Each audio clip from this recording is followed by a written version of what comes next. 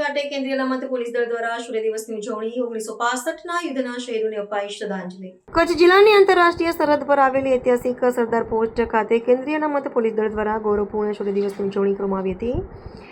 આ રાષ્ટ્રપ્રેમથી સભર અવસરે માતૃભૂમિની રક્ષા કાજે પોતાના પ્રાણોની આહુતિ આપનાર વીર શહીદોને હૃદયપૂર્વક શ્રદ્ધાંજલિ અર્પણ કરવામાં આવી હતી. આ સમારોહમાં સુરક્ષા દળના ઉચ્ચ અધિકારીઓ અને જવાનોએ ઉપસ્થિત રહીને દેશના બહાદુર સપૂતોના બલિદાનનું કૃતજ્ઞતાપૂર્વક સ્મરણ કર્યું હતું.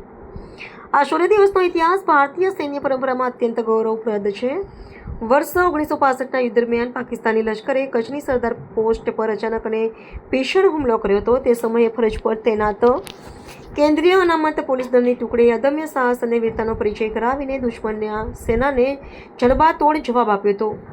ભારતીય જવાનોના આકરા વળતા પ્રહાર સામે પાકિસ્તાની લશ્કરને ભારે ખુવારી સાથે પીછેહટ કરવાની ફરજ પડી હતી.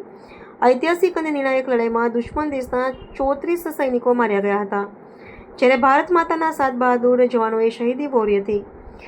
સરદાર પોસ્ટ ખાતે આયોજિત શ્રદ્ધાંજલિ સમારોહમાં કેન્દ્રીય અનામત પોલીસ દળની સાથે સીમા સુરક્ષા બળના અધિકારીઓ પણ વિશેષ રૂપે ઉપસ્થિત રહ્યા હતા અને બંને સુરક્ષા દળોની એકતાનું ઉત્તમ ઉદાહરણ પૂરું પાડ્યું હતું. જવાનો દ્વારા શહીદ સ્મારક પર પુષ્પચક્ર અર્પણ કરી અદભ્ય લશ્કરી સલામી આપવામાં આવી હતી. આ શૌર્ય દિવસની ઉજવણી માત્ર એક ઐતિહાસિક વિજયનું સ્મરણ જ નથી, પરંતુ દેશની વર્તમાન પેઢી અને સરહદ પર તૈનાત સુરક્ષાકર્મીઓ માટે માતૃભૂમિના પ્રત્યેના સર્વોચ્ચ સમર્પણ અને અખંડ રાષ્ટ્રપ્રેમનું શાશ્વત પ્રેરણાદાયક પ્રતીક બની રહે છે.